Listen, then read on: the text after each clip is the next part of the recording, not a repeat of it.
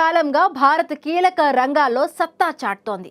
అణు ఇంధన రంగంలో భారీ లక్ష్యాన్ని నిర్దేశించుకున్న భారత్ ఆ దిశగా శరవేగంగా అడుగులు వేస్తోంది. అణు ఇంధన రంగంలోకి ప్రైవేటు సంస్థలకు ఆహ్వానం పలుకుతోంది. ఇందుకు సంబంధించి శాంతి పేరుతో కేంద్రం రూపొందించిన బిల్లు పార్లమెంటు ఉభయ సభల్లో ఆమోదం పొందింది.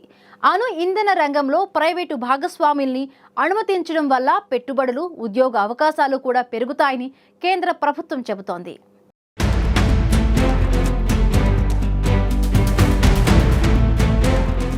భారత్ అణు ఇంధన రంగంలో భారీ లక్ష్యాన్ని నిర్దేశించుకుంది. అందుకోసం అణు ఇంధన రంగంలో ప్రైవేటు భాగస్వామ్యాన్ని అనుమతించే బిల్లు పార్లమెంటు ఉభయ సభల్లో ఆమోదం పొందింది. Sustainable harnessing and advancement of nuclear energy for transforming India Shanti పేరుతో రూపొందించిన ఈ బిల్లుకు తొలుత లోక్సభ ఆమోదం తెలపగా ఆ మర్నాడు రాజ్యసభలో మోజువాణి ఓటుతో ఆమోదం పొందింది. అయితే ఈ బిల్లుపై చర్చ సందర్భంగా ఇతర పునరుత్పాదక ఇంధన వనరులతో పోలిస్తే అణుశక్తి ద్వారా నిరంతరాయ విద్యుత్ సరఫరాకు ఆస్కారం ఉంటుందని కేంద్ర మంత్రి జితేంద్ర సింగ్ సమాధానమిచ్చారు. భద్రత విషయంలో ఆందోళన అక్కర్లేదని, రేడియేషన్ వల్ల ప్రజలకు హాని జరిగినట్లుగా ఎలాంటి ఆధారాలు లేవని జితేంద్ర సింగ్ స్పష్టం చేశారు. 2047 నాటికి 100 గిగావాట్ల అణు విద్యుత్ ఉత్పత్తిని సాధించాల్సి ఉందని కేంద్ర మంత్రి జితేంద్ర సింగ్ గుర్తు చేశారు. ప్రైవేటు భాగస్వాముల్ని అనుమతించడం వల్ల పెట్టుబడులు, ఉద్యోగ అవకాశాలు కూడా పెరుగుతాయని అధికార పక్షం చెబుతోంది. శాంతి పేరుతో రూపొందించిన ఈ బిల్లుపై రాజ్యసభలో చర్చ సందర్భంగా ప్రైవేటు భాగస్వామ్యాన్ని విపక్ష ఎంపీలు తప్పుపట్టారు. దేశ సార్వభౌమత్వం, భద్రతపై దీనివల్ల ప్రభావం పడుతుందని తృణమూల్ ఎంపీ సాగరికా ఘోష్ ఆరోపించారు. ఈ బిల్లు చాలా ప్రమాదకరమని డీఎంకే ఎంపీ పి విల్సన్ విమర్శించారు.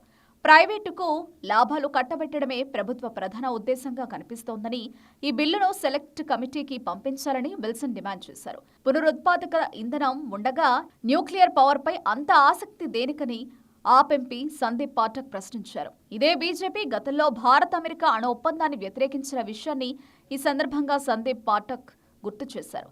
చైనా, ఫ్రాన్స్, రష్యా వంటి దేశాల్లో అణు ఇంధన రంగం ప్రభుత్వం చేతిలోనే ఉందని, అమెరికాలో మాత్రమే 80% మేర ప్రైవేటు భాగస్వామ్యం ఉందని పేర్కొన్నారు. అమెరికా మోడల్ మనలాంటి దేశాలకు ఏమాత్రం సరికాదని, ఈ బిల్లును జేపీసీకి పంపించాలని బీజేడీ ఎంపీ ముజిబుల్లా ఖాన్ డిమాండ్ చేశారు.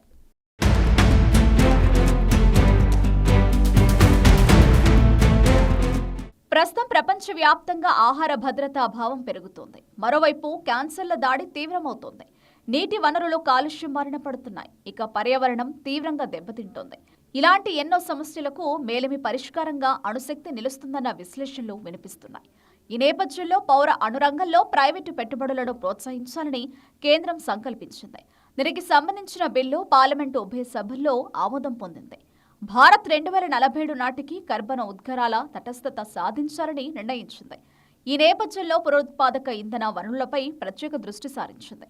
అయితే ఆర్థిక వ్యవస్థ విస్తరించే కొద్దీ సంప్రదాయ ఇంధన వనరులు పెద్ద మొత్తంలో అవసరమవుతాయి. వాటి వల్ల కాలుష్యం పెరిగిపోతుంది. అందుకే అణు విద్యుత్ రంగంపై కేంద్రం దృష్టి పెట్టింది. అణు విద్యుత్ కేంద్రాల స్థాపన అనేది అత్యంత ఖరీదైన వ్యవహారం. ఒకేసారి వేల కోట్లు వెచ్చించడం ప్రభుత్వానికి భారం కావచ్చు. ప్రైవేటు భాగస్వామ్యం వల్ల ప్రభుత్వంపై ఆర్థిక భారం తగ్గి ప్రాజెక్టులు వేగంగా పట్టాలెక్కుతాయి. ప్రైవేటు కంపెనీలు, ముఖ్యంగా విదేశీ సంస్థలతో భాగస్వామ్యం కుదుర్చుకున్నప్పుడు ప్రపంచ స్థాయి టెక్నాలజీ భారత్కు వస్తుంది. స్మాల్ మాడ్యులర్ రియాక్టర్స్, ఇవి తక్కువ స్థలంలో తక్కువ ఖర్చుతో నిర్మించబడే ఆధునిక రియాక్టర్లు. వీటి తయారీలో ప్రైవేటు సంస్థల పాత్ర కీలకం.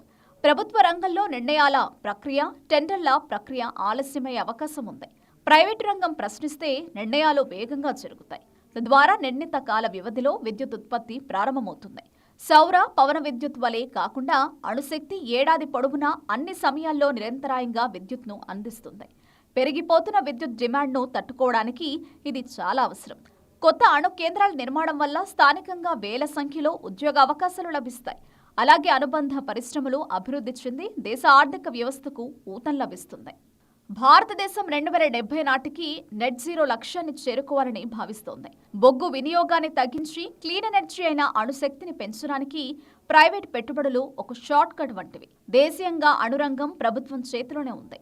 ఆ నిబంధనలను సడలించి ప్రైవేటు, విదేశీ పెట్టుబడులకు ద్వారాలు తెరిచేందుకు కేంద్రం అణుశక్తి బిల్లును తీసుకొచ్చింది.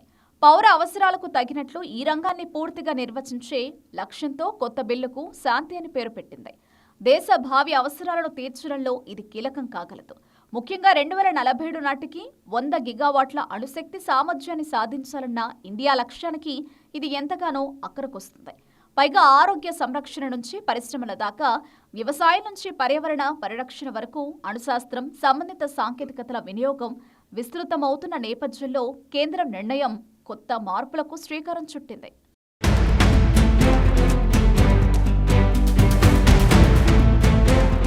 అణు విద్యుత్ కేంద్రాల స్థాపన అనేది అత్యంత ఖరీదైన వ్యవహారం.